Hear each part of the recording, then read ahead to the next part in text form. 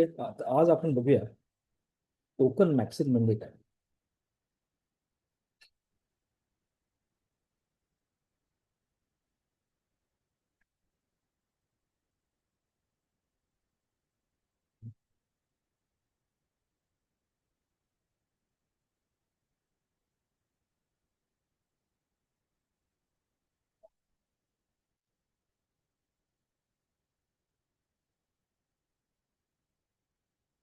तर टोकन मॅक्सिंग म्हणजे तुम्ही आता AI वापरत असाल तर आजकाल सगळे जनरेटिव्ह AI वापरतात, चॅट जीपीटी वापरतात. त्याच्यामध्ये होतं काय, तुम्ही चॅट जीपीटीला एखादा प्रॉम्प्ट देता. आता हे चॅट जीपीटी किंवा जनरेटिव्ह AI टूल्स वापरणं अगदी सोपं झालेलं आहे. तुम्ही काही कमांड्स त्याला देऊ शकता. टिपिकली त्याला प्रॉम्प्ट म्हणतात, काही लोक त्याला इन्स्ट्रक्शन्स म्हणतात. पण जस्ट फॉर सिम्प्लिसिटी आपण म्हणूया, आपण काही त्याला प्रॉम्प्ट देतो आणि ते प्रॉम्प्ट पुढे ते टोकनमध्ये डिवाइड केले जाते. फॉर एक्झाम्पल, कोणीतरी म्हणेल की आता हॅलो, हाऊ आर यू. त्याच्यामध्ये 1 2 3 4 वर्ड्स आहेत. सिम्पली आपण असं म्हणू शकतो की ते आपण ते 4 टोकनमध्ये कन्वर्ट केले जाते, किंवा depending on the context number of token खूप व्हेरी. ते प्रत्येक मॉडेलच्या अल्गोरिदमवरती अवलंबून असतं. पण काही ते जनरल ठोकताळे असतात, त्याप्रमाणे ते टोकनमध्ये स्प्लिट होतं. आता AIच्या वापरासाठी तुम्ही जेव्हा प्रॉम्प्ट देता तेव्हा ते टोकन्स मध्ये कन्वर्ट केले जातं, आणि हे token is the lowest unit where that AI तुम्हाला बिलिंग करतो.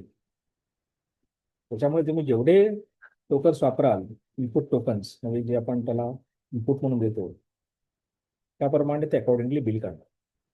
सिमिलरली AI पण काहीतरी आउटपुट देत असतात, तो पण आउटपुट जनरेट करत असतात. That is also counted as tokens. त्यामुळे AI मॉडेल वापरणं हे आपल्यासाठी तर फ्री वापरत असताना एवढा काही इश्यू नाही आहे. पण when somebody starts using it extensively, then that becomes a problem. होतं काय की बऱ्याचशा कंपन्यांनी AI अडॉप्शनसाठी त्यांनी सांगितलं तुम्ही AI वापरा, आणि बऱ्याचशा कंपनी त्याचे लीडर बोर्ड क्रिएट केले की कोण मॅक्सिमम टोकन्स वापरत आहे. आणि जनरल परसेप्शन असं होतं की तुम्ही जास्तीत जास्त टोकन्स वापरले की तुमचं आउटपुट जास्त यायला पाहिजे. आणि रिसेंटली झालं काय की एका कंपनीला $500 मिलियन बिल आलं एका महिन्यात. Huge amount. $1 बिलियन म्हणजे अप्रॉक्सिमेटली 9 ते 10 करोड होतात. 4,500 कोटी एका महिन्याचं बिल आलं. त्या कंपनीची फाफरली. मग ते म्हटले अरे काय चाललंय काय, आणि इट वॉज अनएक्सपेक्टेड. आता हे का झालं, त्याच्यामध्ये काही गार्डरेल्स नव्हते, रिस्ट्रिक्शन्स नव्हते, लिमिट्स नव्हते. पण token मॅक्सिंग is a word which is used where people are just trying to maximize the number of tokens. Ideally, it should be based on the ROI. What is the return on investment? म्हणजे काय, तुम्ही किती token वापरले, त्याच्यामध्ये किती तुम्हाला actually फायदा झाला. So eventually it has to be translated into some commercial benefit also, like in terms of dollars, in terms of rupees. तर ते होताना दिसत नाहीये. त्याच्यामुळे झालं काय की बऱ्याचशा कंपन्यांनी त्याच्यावरती रिस्ट्रिक्शन आहे. की आता ते म्हटले की आम्ही लीडर बोर्ड पूर्वी करायचो. मायक्रोसॉफ्ट, उबेर, अमेझॉन या लोकांनी लीडर बोर्ड केले होते. पण कोण टोकन वापरतोय त्याचा नंबर वरती येणार. पण त्याचा उलटा इफेक्ट झाला. People started using AI for anything. How are you, what is the weather today. त्याच्यासाठी काय AIची गरज नाही.